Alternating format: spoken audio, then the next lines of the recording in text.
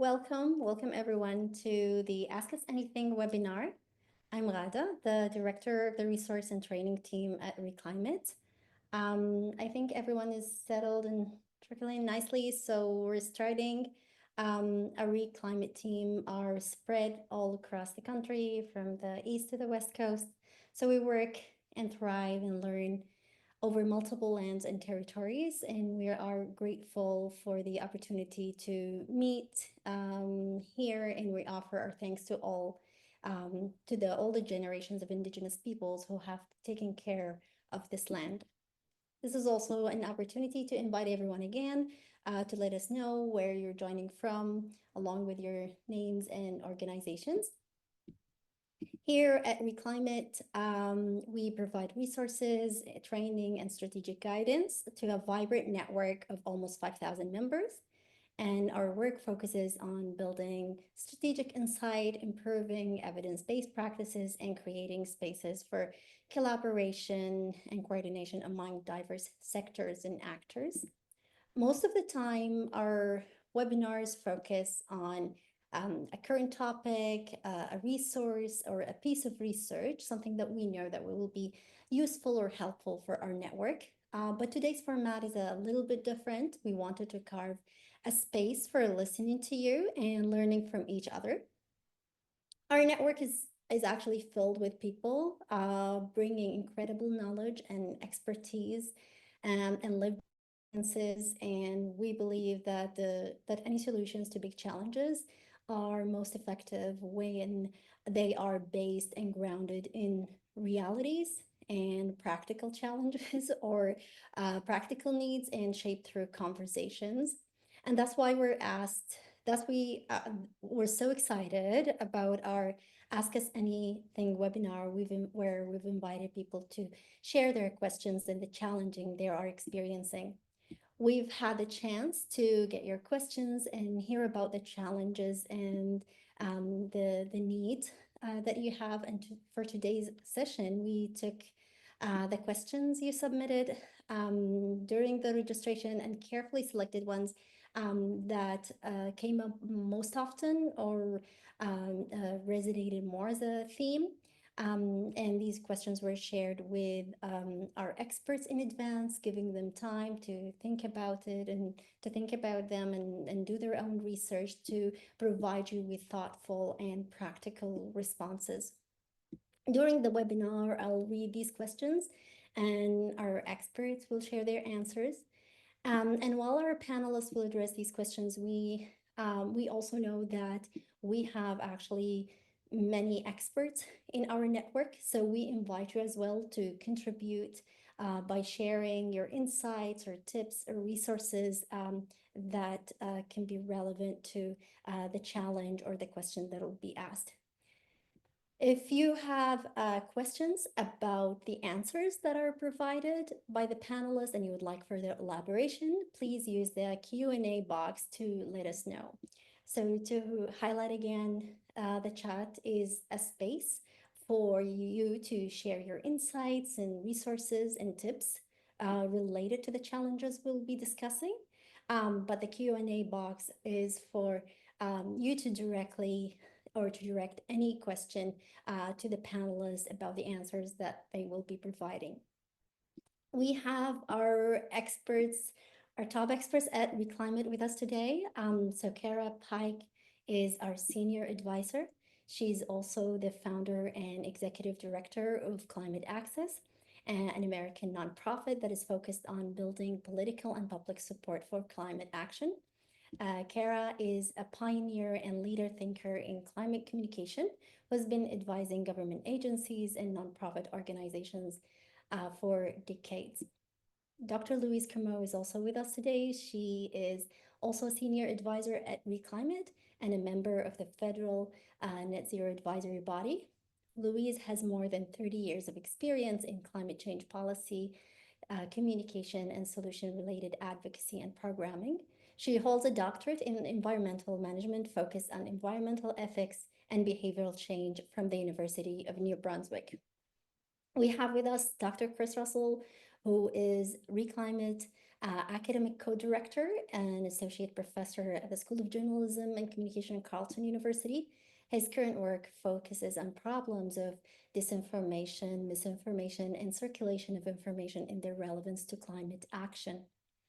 Amber Bennett is our Re.Climate Executive Director and one of Canada's top climate communication strategists and capacity builders. Amber works with groups across the country, bridging the gap between research and practice. She led the groundbreaking Alberta Narrative project and supported much of the foundational work to build, to pilot and build Re.Climate.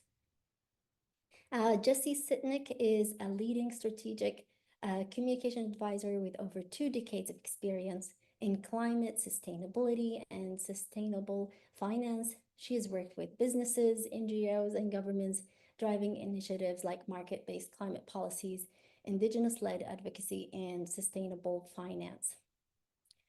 So before we start with the questions, we're doing something just to get the general feeling and the sentiment in the room. We have witnessed significant shifts in the climate space. I mean, we're talking about political shifts, technological and environmental shifts. And we want to sense how you feel about where we're heading in 2025 with climate. So we're going to start with a quick poll. The poll is, how do you feel about where Canada is headed in climate in 2025? Well, upset, neutral, concerned, or unsure. And we'll give a couple of minutes for people to answer, and then we'll share the results.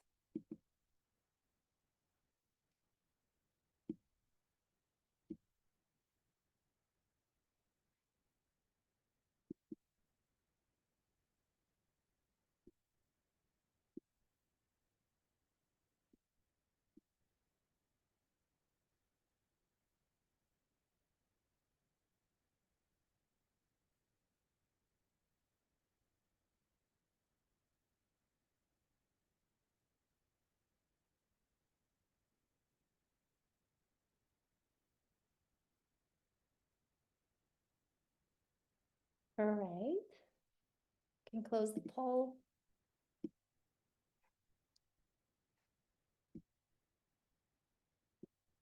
Okay, so most of people are concerned, 74% concerned, and 21% are upset. And we want to acknowledge these feelings. And a goal of this session is to validate these feelings and have that space to share our concerns and also clarify, or, to think together about the big picture, what is happening, why it matters, and where we go from there. We will not only explore the challenges, but also hope we can highlight the opportunities and the ways we can learn from each other. So we'll start with the questions. I'll direct the first question to Louise. And this question comes from Elaine Fox at the Government of Manitoba, who has noticed that people are increasingly overwhelmed and fatigued by the scale of the climate crisis, that people begin to tune out and they tend to focus on short-term objectives. So the challenge is how to communicate a sense of urgency and a long-term vision without sounding alarmist or triggering a freeze response where people could shut down or just disengage. Great question. And to prepare our thoughtful answers for all of you, just letting you know, I have prepared notes today. I want to make sure I stick within the time, but also try to cover the question that Elaine has asked. And I've kind of divided my thinking into 2 parts, depending on the kind of people that we might be dealing with, because I think we're encountering all of this right now. If we're encountering people like I think so many of us are, that are concerned, 74%, we need to validate the feelings that people are having, but we also need to validate the truth of climate change. It is overwhelming. It just is. And it is a hard problem for us to feel like we can influence. Like Catherine Hayhoe says, right? It's real, it's us, it's serious. There are solutions, but there's hope. So in that context, I've framed up some responses here, and we do need to be in a place that I would call radical hope or realistic hope. And we need to be in this place in terms of creating a sense of community, which is kind of what we're doing here today, but also within your own operations, your own communities, your own organizations.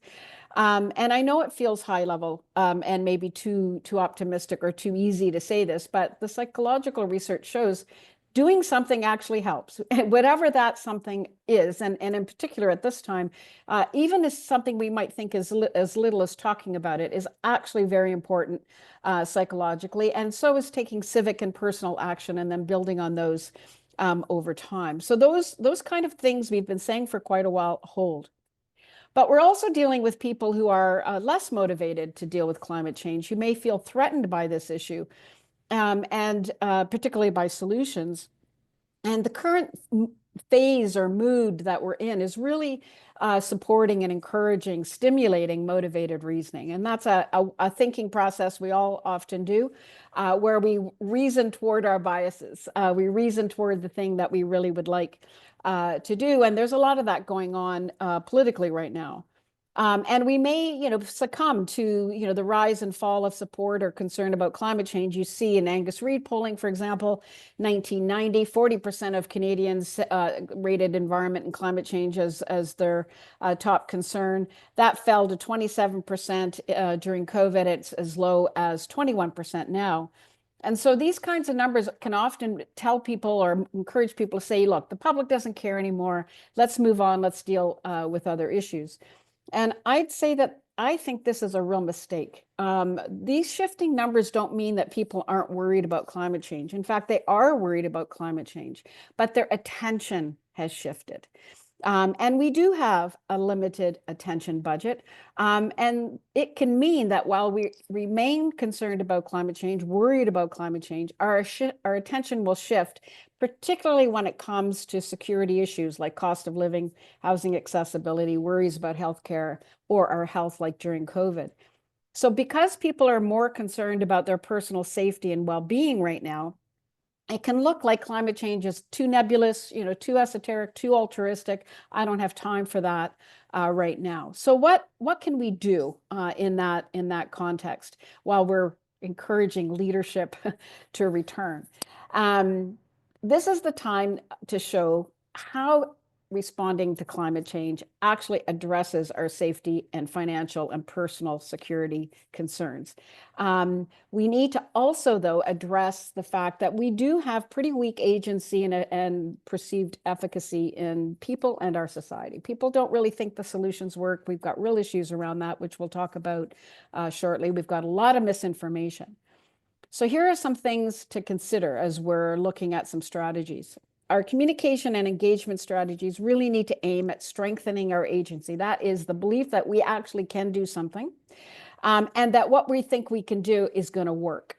So it really is time to keep headlining people taking actions that generate benefits, as I've said, to safety and security locally, as well as financially. And that also helps solve climate change. People are saying, well, we shouldn't talk about climate change. We may say it at the end of the sentence, but the reality is it's critical. Solutions like renewable energy, heat pumps, electric vehicles, public transit insulation, nature protection. While we need to counter misinformation about these things, those are things that all have benefits to people where they live. I think, though, we do need to highlight climate impacts and risks more and what we can do to reduce risks and keep ourselves safe. We also need to do more to present the options that we're presenting as fair. The challenge that we face right now is people have a strong sense that climate solutions are unfair. I'll get into that a little bit more detail when I talk about my answer to Keen's question. But the fact is that we have a strong sense of unfairness. So let me just kind of wrap up here in terms of what we might conclude. We really do need to foreground the detailed and accessible stories about how we're making progress, that builds agency, why and how solutions work to build efficacy, and that they benefit safety and security, where people's attention is currently at. We need to highlight the benefits to our health, pocketbook, pollution reduction, and nature protection through stories and messengers aimed at the relevant level. So wherever you are, whether it's household, community, province, or country, as well as climate change. I really don't think that some of the advice we're seeing about walking away from climate change is the right solution. At least we can debate that one. We do need to counter misinformation, and we'll say a bit more about that. And I really want to highlight the importance right now of the need to have conversations with people. There's lots of resources about how to do that. We'll put some of those links in the chat. But we do need to have those conversations and not be afraid to talk right now about the need not to let big polluters off the hook. This is about fairness, and that we need to ensure they do their fair share. And we can't lose sight of the importance of all of that, and how important it is for us to show up and not give up right now. Thanks, Gada. Amazing. Thank you, Louise. So this question is, I'm checking if anyone else wants to add anything, but I can move to the next question. And this question is for Jessie and Amber, and it comes from Anne-Frederique Grenier, a social media and digital content specialist at Protect Our Winters Canada, an organization made of athletes and industry members aiming to protect Canada's winter from the impact of climate change. So they're facing the challenge which many climate organizations are also facing now, which is thinking about how to communicate the stakes of the upcoming federal election without coming across as partisan, especially with the possibility of a conservative government. So their audience, who are mainly 25 to 34 years old in cities like Vancouver, Calgary, and Montreal, are passionate about skiing and exploring and outdoor activities. So their goal is to educate their audience that their vote will have an impact on the future of the outdoor places they enjoy. So the organization leaned into using economic narratives to make that connection. But is this the most effective approach? Okay, so I'll kick us off, and thank you very much for that question. And there are a few different pieces to it. So I think it might be helpful to start with the part around narrative and which narrative is going to be the most effective. So I think it's relevant and important to look at the economic story and how the economics of recreation is going to be impacted by climate change in Canada, and that's certainly a valid story to tell. It may not be the one that is going to resonate most with the audience of 25 to 34-year-olds who are recreationalists. And the reason being that really that economic story is going to hit home for the people who are most affected by that narrative. And that's going to be people like, that sit on tourism boards, small business owners who are running the ski shops or the rinks or the programs that are getting affected, and municipalities and provinces who depend on the revenue from those sorts of outdoor pursuits. So again, great narrative, definitely worth pursuing, but it's just one strand. And I would say what this organization really has a tremendous opportunity to tap into with its younger, engaged outdoor audience is what they love and what they care about. And this is really important. We need to hear stories, personal stories of what people value and what they feel is at stake as climate change is impacting them on a very human level. Those are very powerful stories, and they're powerful stories for politicians to hear. And I think that brings us to the next part of this question is around, how do we leverage this conversation in a way that's not viewed as partisan and that maybe encourages people to engage in civic activity. So the thing is, this isn't about, we're not talking to people about who they should vote for, which party or which individual. We're talking to people about how to talk about what they value and care about to anyone who wants to take leadership in Canada. And so, for example, whoever comes knocking on your door from any party, it is an opportunity for you to say, you know what I'm worried about? It's that hockey rink, that outdoor hockey rink down the street, which that's where I learned how to play hockey. And now they're closing because they can't afford to stay open anymore because there aren't enough ice days. And that bothers me because I want to take my nephew there and now I can't, right? Those are the real stories that if you're telling them to whoever at the door, that goes back up, right? And then it becomes a priority in general for because we need this baked into every political platform, really. And I think that also helps keep you away from challenges of, being offline in terms of partisanship. As long as we're talking about climate change as an issue, and not as, some party's political agenda that we're not, working behind the scenes with one party, that we're not telling people to go and vote for this party or that person, then we're pretty good in terms of staying within the rules. And I know Amber has more specific advice on this, so I'm going to pass it over to her.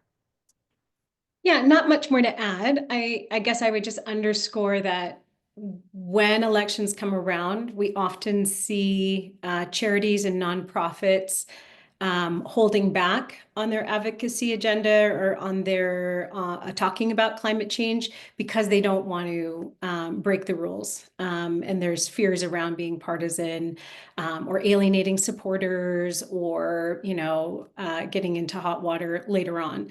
And so just to kind of underscore what Jesse has said, you can talk about climate change. You can talk about the importance of climate action. Where it gets into troubled waters is if you are advocating or endorsing a specific candidate, a specific political party, or if you're collaborating with a specific political party. And so I did take a look and I looked for some resources. Imagine Canada, and I'll pop that into the link, has a very good detailed toolkit around how to navigate partisanship. And also, if for those of you who were engaged in 2019 West Coast Environmental Law, or 2019 rather, West Coast Environmental Law put out a really good blog around this. So we'll pop both of those in. And also, I know that CanRAC, so the Climate Action Network, will be hosting a webinar related to this for climate groups in the upcoming month or so. So keep an eye out for that. The other piece that I just wanted to quickly address is that 18 or that 24 to 34 year block, that kind of group. There is an organization called New Majority that really focuses specifically on those voters. And they're often new voters. And their advice, I chatted with Amanda Monday, who's the ED over there. Her advice was, some of this is just really technical. First-time voters have a barrier around where to go, what they need to do in order to be prepared. And so being very clear about providing them with the information they need to remove the barriers around any kind of anxiety for first-time voting, and that they just really need the information of like, where is their poll and what do they need to have with them in order to vote.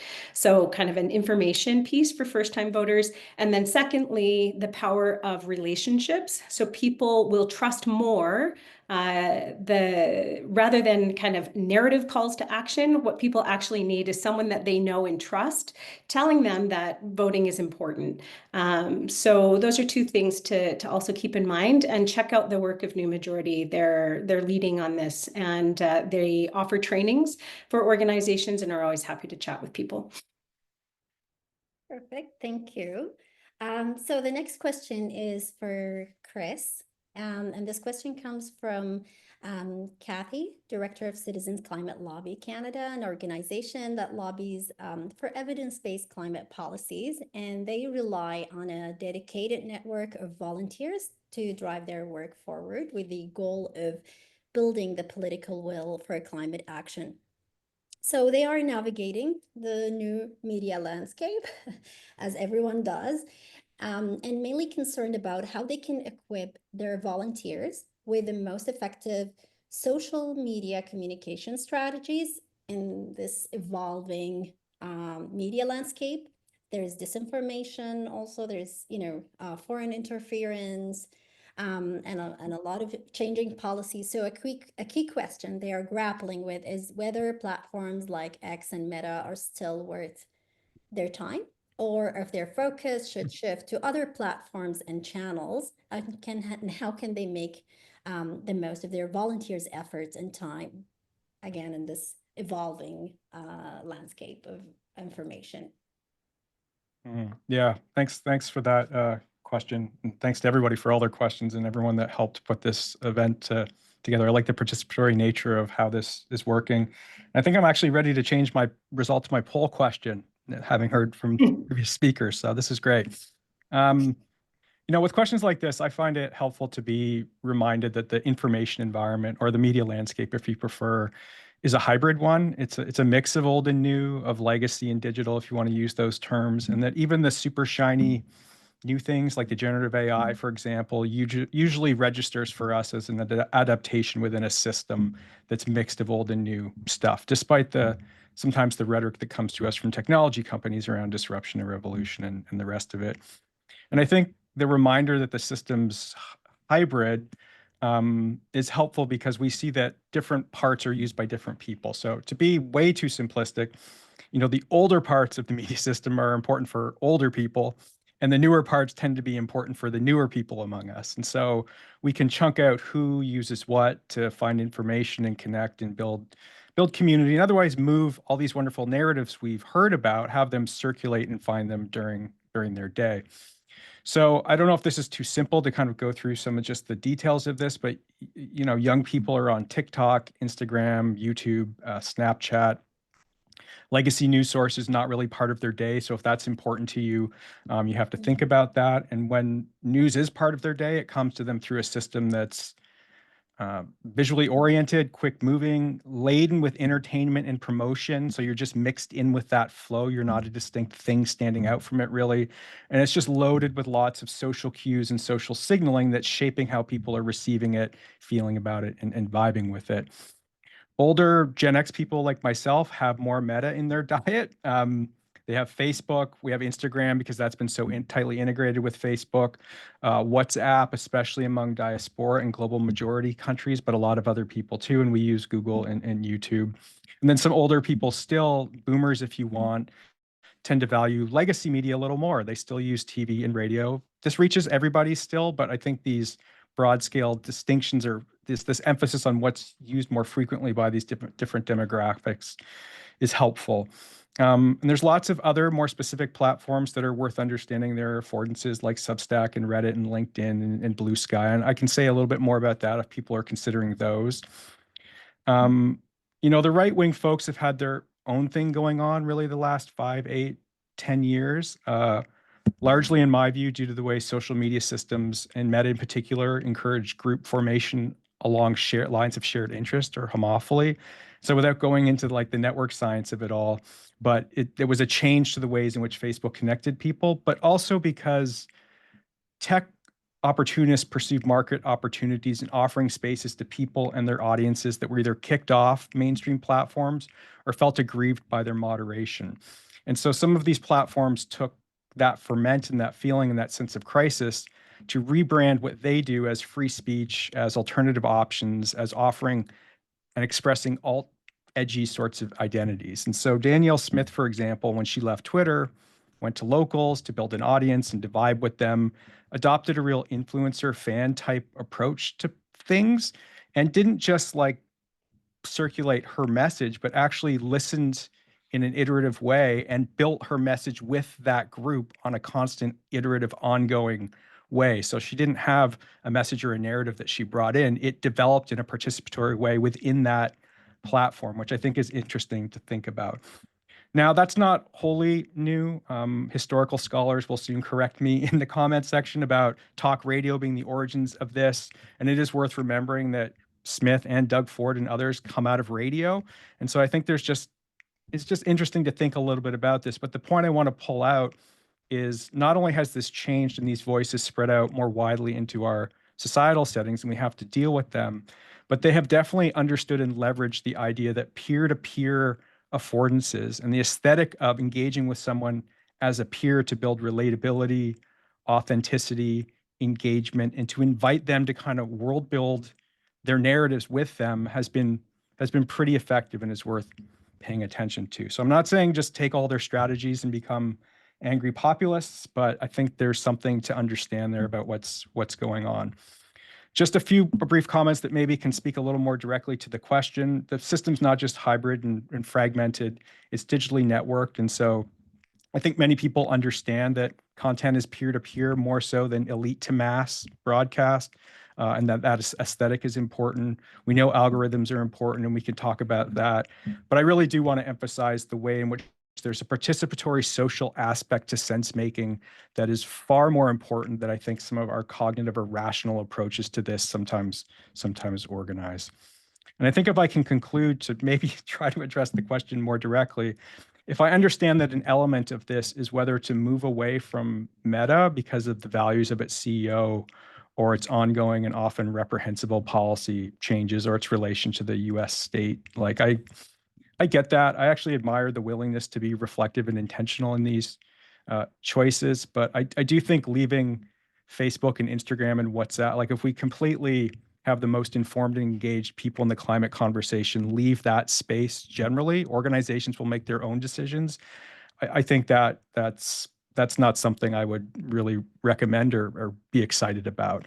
And I know people, I said this a couple of years ago in response to the Online News Act, and people did get a little upset. That was my opinion, but I think we can be strategic and tactical in what we have to do while also understanding that there's a larger politics to how we try to regulate or deal with big tech more generally. So happy to say more about that and why I would say that for Meta, but not for X. But maybe I can leave it there. Thank you for this question. Great, thank you.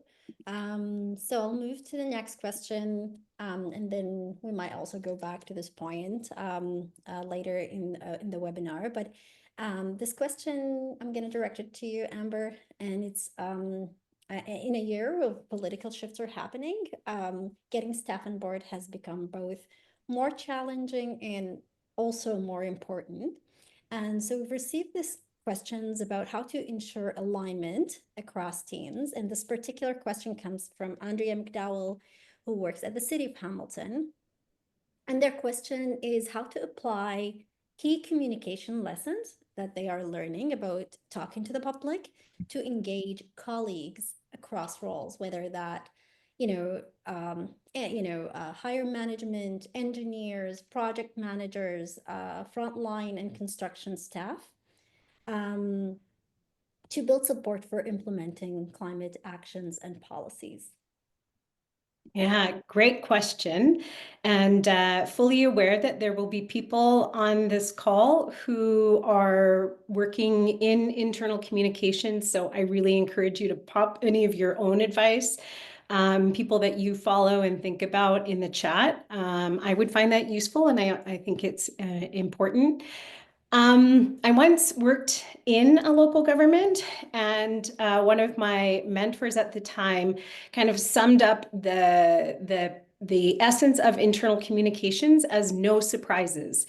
So really what you are doing as you're building out internal communications is you are doing the work so that no one is surprised when something comes across their desk.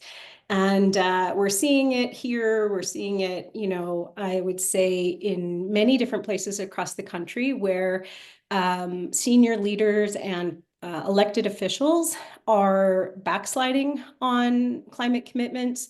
And so I think that there's an aspect of this which has to do with internal communications, but it also has to do with supporting leaders and creating the political space for them to do what they need to do, and that they have leadership and can see and point to leaders within the community that believe in what they're doing and support it and see the benefit to them. So I'll leave that part there. But in terms of internally, I think it's important to note that when we're trying to implement plans, in part, this is about culture as much as it is about good messaging or briefing notes and planning. So one of the tools and frameworks that I find really useful to make sense of a lot of different information is developed. It was developed a while ago by a gentleman. He's a psychologist called Elliot Berkman,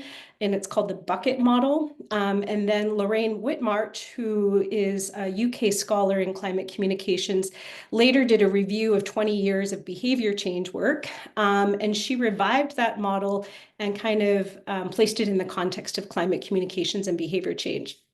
And a lot of it is touches on work that and concepts that both Jesse and Louise and Chris have already noted. And the bucket is an acronym for belonging, understanding, choice, enhancement or self-enhancement, and trust. So the belonging part, and this is internal, external, doesn't really matter. But people want to know, they want to know what's expected of them, and they want to do what's expected of them. So things like storytelling are really important when we're trying to create social norms. I'll leave it there, but essentially, internally, you need to create a norm that we are moving towards being a climate government. We are moving towards taking these actions, and you as an employee, these are the expectations of you, and people like you are also doing this. So that sense of belonging and storytelling is like super important within that. Understanding, people want to understand, and if they don't, they will kind of make it up. So creating spaces where people can understand and have conversation is very important. And I think that within where you have a mix of professions, this is doubly important, so that you have people who are working in community services, who are creating and in conversation with people who are working on climate plans or on housing or on transport, or the broad spectrum of professions. So creating spaces for shared conversation, and that could be everything from town halls to strategy sessions to like staff meetings. Those are all places where people can talk and talk through and make meaning and try to understand how they're going to do this work together. The choice part, I think, is Louise has talked about it, but really underneath of this is people need to feel like they can actually do what you're asking them to do, and that it's effective and it makes a difference. So having training for people, if they're an engineer and have been working on something in a way in the past that is no longer what is future oriented or requires different models. If you're a project manager, there's like a whole raft of changes that people will need to adopt in order to act in a different way. So they need training to do that, and they need to have effective choices. The self-enhancement part is really around, we want to be seen as good people, and we want to be good people. So again, there are a number of professions that work in local governments and organizations that have codes of conduct, that have professional standards and accreditations. And so it's important to support people to both do what you're asking them to do, as well as maintain their professional identity. And simple things like recognition, telling stories about people, awards, all of those help to create a culture that this is important, and we recognize this and we value this. And then finally, the last one, trust. We can talk a lot about trust, but there's kind of a few parts of this that I think are important. One is the messengers. We talk a lot about messengers, but messengers are often more important than the message itself. So having messengers that people within your organization trust, that might be a senior leader, it might be their immediate manager, and it may be their colleague. So really understanding who is it that is influencing, who do people trust, I think is important. And that's kind of both ways. People need to trust that you understand who they are and what they're, facing and the challenges that they face. So you have to, back to that kind of shared spaces for conversation, that they feel listened to, I think is important. And then the last one, I think on the trust side is there is no faster way to kill a project than if someone in power hears something from someone outside of your organization who they trust more. So back to this point around doing the work that is often long-term, challenging, not easy, of working out in and cultivating relationships with people in your community, so that those messengers who are often have channels to senior leadership that you may not have, that you are representing, that you're preempting, that you're managing what it is that they may be, that you're contextualizing and understanding what other trusted sources may be out there in the community, who are able to have a lot of influence. And then my final point would be that your employees in local governments are often your biggest ambassadors. So doing the work to ensure that employees understand what your programs are, that they're able to talk to their friends and family. They live in all of the neighborhoods. They're doing all of that work, and they're often people that are being asked questions about programming. So using them as ambassadors, and providing them with the information, you could have 15,000 employees and 15,000 ambassadors that you could be, empowering to do some of that work. So that's kind of my quick answer. I'm sure that there's lots more, and I'd love it if anybody who's also doing this work wanted to pop some tools or tips in the chat. Thank you, Amber. Great tips. Our next question is for Kara. And the question is focused on, it's more focused on adaptations. And it's also about internal training, like training for staff. So the question is about, or it says the impact of climate change grow as the impact of climate change grow more immediate, building the capacity to protect and prepare communities has become also more important. However, many staff members in organizations and municipalities are unfamiliar with adaptation, so the challenge lies in creating a strong foundation of knowledge and skills for adaptation. So the member, our member that asked this question is working on sustainability and adaptation, and they're asking about the best way to train staff on climate adaptation, because once the capacity is built, then it will be easier to implement adaptation plans. So they're looking for strategies to train staff on climate adaptation, including tools, training materials, and presentations to help guide the process. Great, thank you, Gada, and thank you for the question. I'm going to broaden it out a little bit. I think it's really important to be talking about climate impacts, as Louise mentioned, particularly as we may be facing political change and more challenges on climate policy and the political agenda. Unfortunately, the impacts are not going away. And as we just saw with LA, they're getting worse. And this is a lived experience now for most people in the country. And so we very much need to be talking about climate impacts. And I think one thing is very clear, that Canadians are concerned about extreme weather. However, not necessarily connecting the dots between the extreme weather and climate change, and then actually what do we do about it? And the media really isn't helping us with that either. The conversation is very fragmented. So you might have reporting on the Jasper fires, but not necessarily then, okay, this is being driven from climate change, and here's actually what we need to do about it. So that's something we really need to start with, is thinking about closing this literacy gap by connecting the dots. And so we want to start with that impact. We can bring climate change later into the conversation we need to, but when we start around these impacts, either at the community level or shared sort of Canadian or world moments, it actually does resonate across the political spectrum.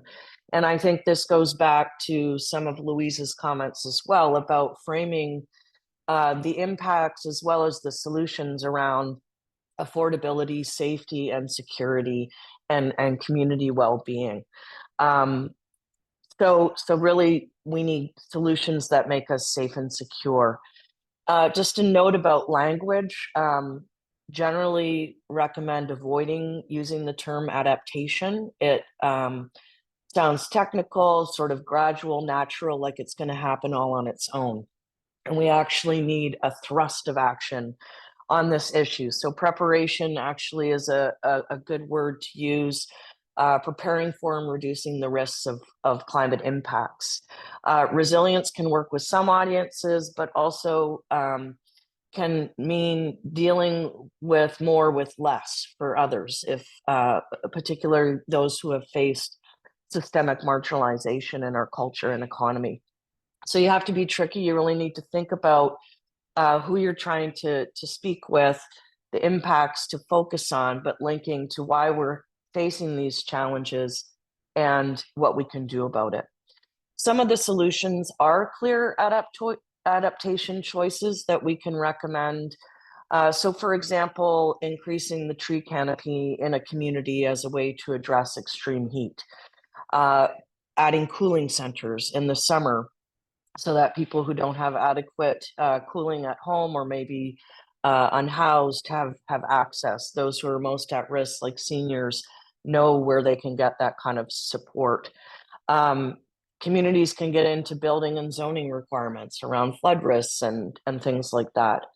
Other solutions that help with climate impacts cut emissions at the same time. And so this really gives us a bridge to go from where maybe people are a little bit more comfortable if they're not sort of right already with us on climate change, and not ready to talk about the need to cut emissions as a strategy in this area. So it's a good bridge, and we have to use that bridge. So a solution like energy efficiency helps the cooling and heating in your home, but also saves energy and can reduce emissions. I think it's really important when we're talking about climate change, the climate adaptation, that we're not just focused on large scale technical solutions. We need to make this of relevance. So this goes to Amber's point. If it is like working within local government to try and get people on board, really offering tools that allow people to put a climate lens on their decision making. So you don't have to come over here to this separate adaptation bucket. Actually, what does climate change mean for what you have to decide on your area of purview? But really thinking about this is about, again, safety and security, relevance. So when it comes to other audiences, focusing on how we're paying the price for climate change now, right? Putting the issue in the present.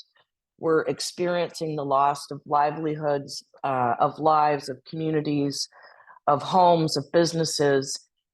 Insurance costs are going up. This impacts household budgets. It impacts taxpayers. So it's much better to put our money into reducing risk on the front end than having it all go into cleanup. So that's actually a bridge where you can tie back into the need to cut emissions. Most people don't separate these things. You may have in a local government context or other government contacts a very specific adaptation plan underway. But I can tell you from the public perspective, most people don't just think about impacts. It's all one issue. So we want to think about that connectedness. But there also is a trend of kind of blowing up adaptation or climate mitigation planning as these separate silos and really going more into this. How do we promote new decision making so people feel that efficacy and ability to sort out what climate may mean? If you're part of the fire department, for example, what's your response? So it's not just about words for organizations and local governments looking to work and engage people on adaptation. Goes back to what was said by other panelists. It needs to be a process of co-exploring risks and co-creating solutions. People respond better to risk when it's not prescribed, but rather when it's there's an opportunity for a process to come to terms with what it means for themselves. I think people also have very important knowledge from the community level to weigh in. People are experts in their communities and their lives. They are the ones who can tell you how climate change is affecting them. And I would just say there's a real imperative that we consider engagement with those most impacted by climate change, but the least capacity to respond to that risk. So that's an equity issue. And that means really taking steps to ensure that you are including those voices and people in decision making. That's where there's important work to be done between governments to partner with community-based organizations, associations, leaders in the community who are from those parts of the community most at risk. Then the idea of this peer, like creating this space to bring people together, that's super critical on adaptation because this stuff is scary. When you really start to think about what's changing now, but what's coming. So people need that space to come together, to be sad, to grieve, to talk about their fears. And people want to be with one another. They don't want to go it alone. So that will be true whether it's not people within your local government, people within an organization or in the community. So opportunities for people to explore what this means together, how it impacts what they care about and what they can do. And empower people to lead. Give them the tools and trust that if they actually are back to that bucket model, given, so rather than helicoptering in and telling people how things are kind of messed up and what they should do, those tools, those processes for people coming to that reasoning on their own and gaining a sense that they have agency. So lots more we can say quickly on tools.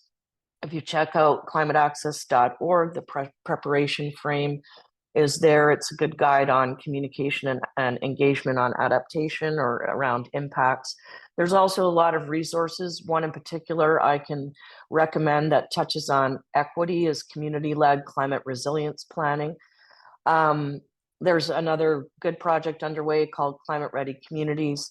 And Re.Climate is working on a project on how to talk about and engage people in climate adaptation in the prairies. And we'll be looking at what's relevant from what we're learning there for the rest of the country. So stay tuned, look for that. And also if having a customized training for an organization or local government is something we can help with, give us a call, drop us an email.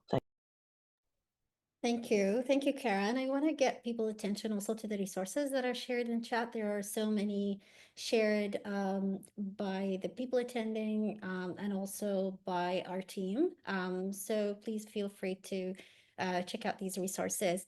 So this question is for Louise, and it's from Keen Grunding, who's the comms director at Zero Emissions Innovation Center. So they're encountering misinformation around local climate solutions such as heat pumps and EVs and wrong information about their affordability, availability, and reliability. So the challenge is how to address these misconceptions and build confidence in these solutions, especially for stakeholders, including government, business, decision makers, property owners, and the general public. I really feel your pain, Keen.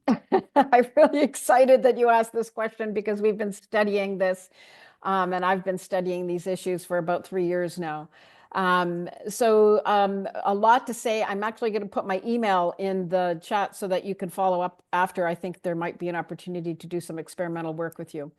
So let me just start by saying what our research tells us, and that is that accepting solutions like EVs and heat pumps is more about more than dollars and cents. And we've tended to focus either on how does the tech work, and or how much money you save. But this is what we've learned.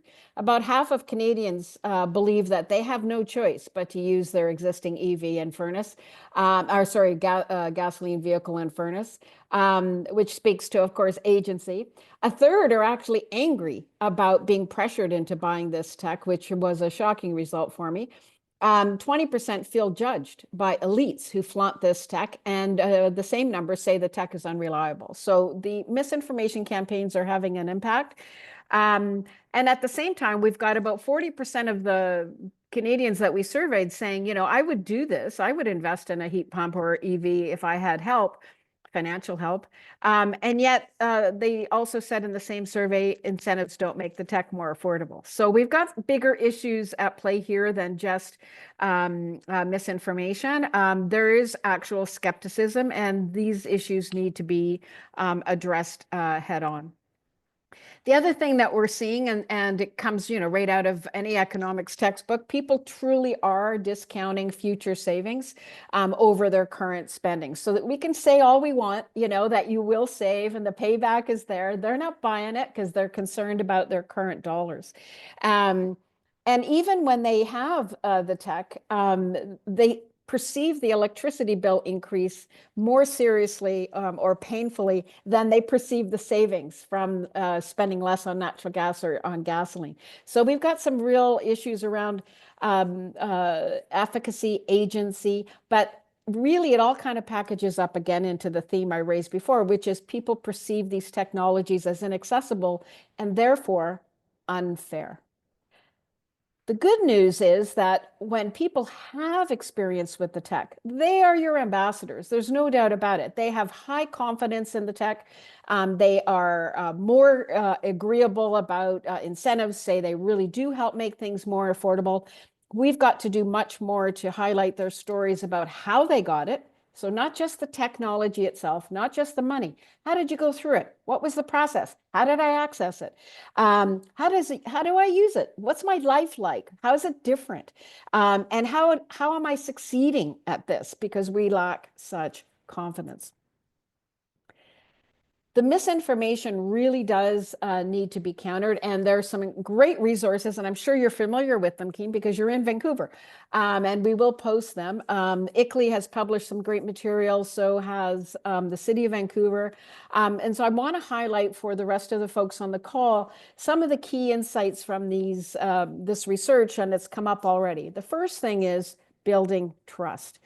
Not only do we have to be present online, and that means moderating and controlling comments, but we have to be seen in trusted places like the libraries and the community centers, people where the people actually go. We have to ensure that our communications, is no surprise to anybody here, accessible, but accurate and positive. My claim is that we're making it sound as if it's so easy. And we overstate, I think, you know, it's just going to save you money. And we're kind of biasing away the legitimate concerns that people have. So we do want to promote factual information about how the tech works, how it does save you money, but you also want to address these other barriers. How is the tech accessible to lower and middle income people? There's a strong belief that lower income, middle income people are going to be worse off from climate solutions.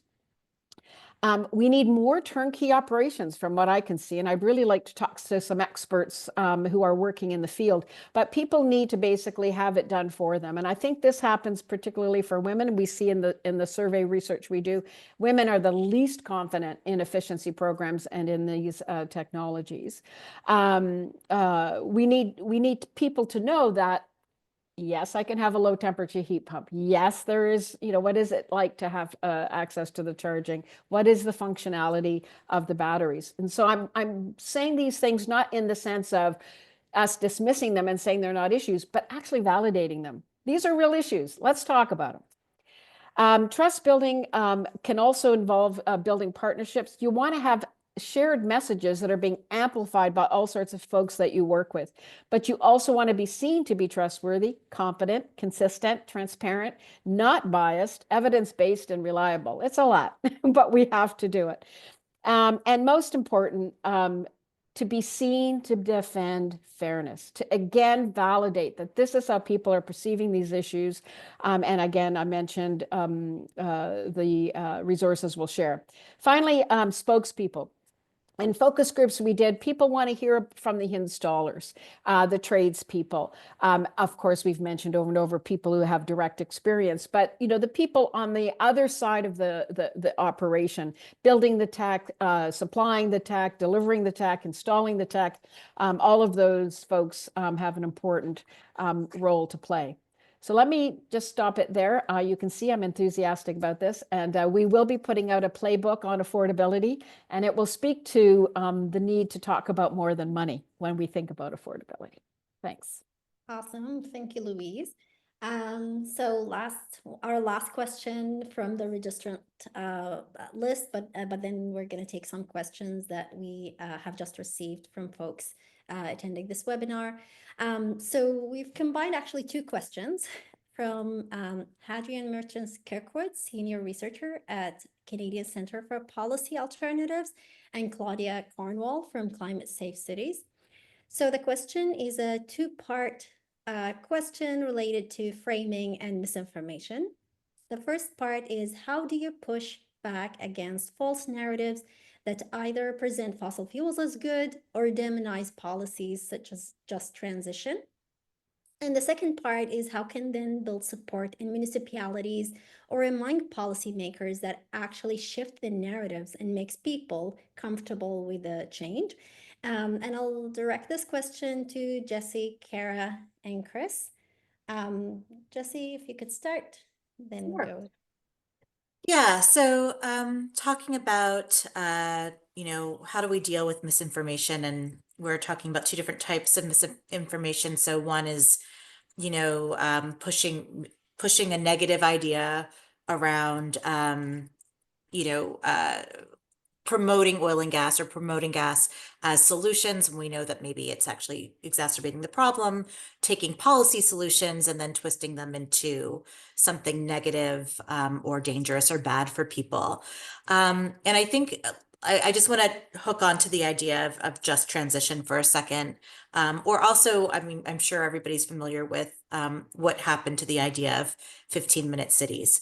And what's in both of these cases, we've taken kind of we've seen sort of buzzword or inside baseball language that maybe we have used within our kind of bubble. And maybe it hasn't been very well defined.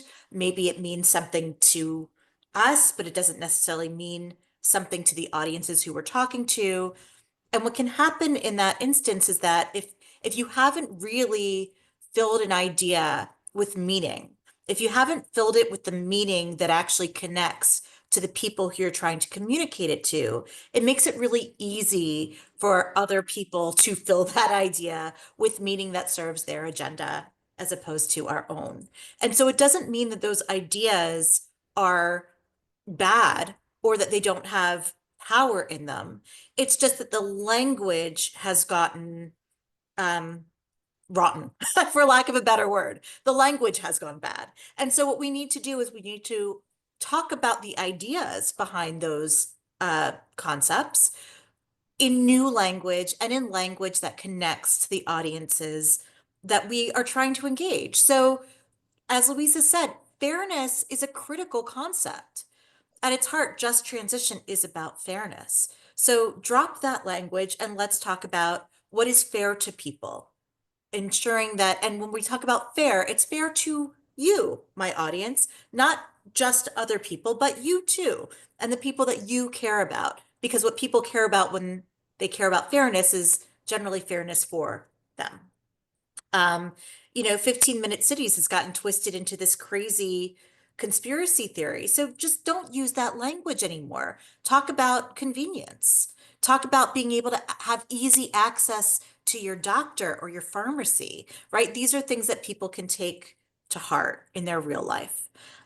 So I just wanted to start there, and then we have other great thinkers here. So I'd like to pass the baton to either Kara or Chris. Well, I can jump in, and I saw at the very beginning of the session, there was a question about where are Canadians at in terms of their attitudes about fossil fuels.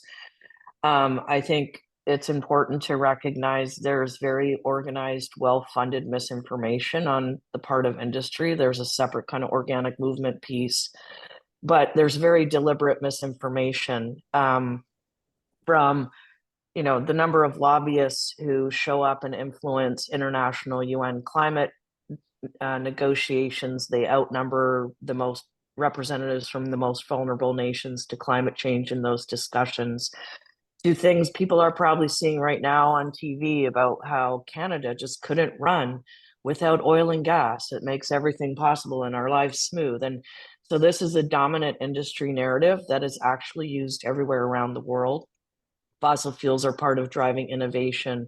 It's not just the jobs, they make every part of our life easier. And so, unfortunately, this stuff has an impact on people. So Canadians are quite mixed when it comes to fossil fuels. So yes, lots of climate concern, but can we really move away from oil and gas? And I'm not sure about that. And then the timeline is very deliberately messed with. So even if you have fossil fuel interests saying, yeah, there might be declines in the use of oil for transportation, that's not going to happen until way out over here. And then we're still going to need that product to make plastic. So it's this intentional pushing of the timeline into the future. And so that's a tricky issue, even if people think we should be transitioning when is not an area of agreement. Most people don't like the industry, but that's sort of between a rock and a hard place. Like they are needed, right? That gets baked into our thinking from these campaigns. And then Canadians have also been told for a really long time that we're really good.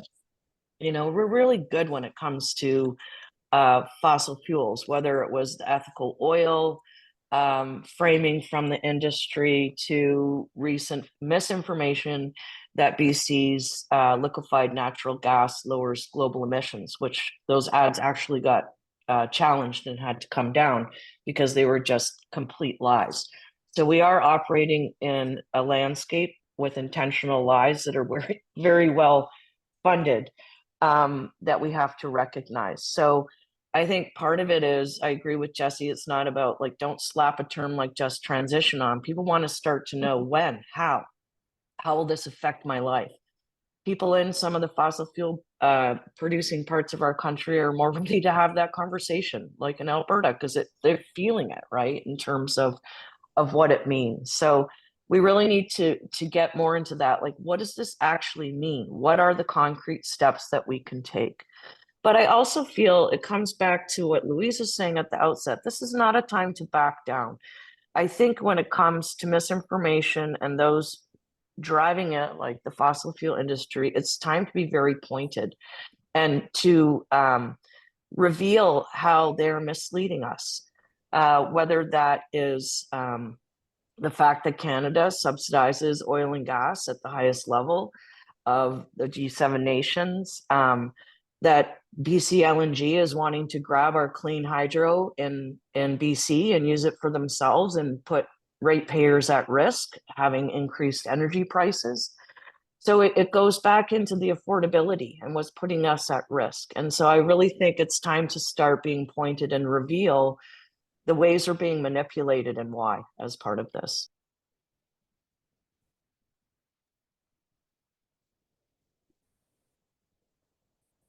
Yeah, thanks for I don't know what's left to say really, but I think I think it was Maya Angelou, and this has been said a million times, but it goes something like this, where people will forget what you say and they'll forget what you do, but they'll never forget how you made them feel.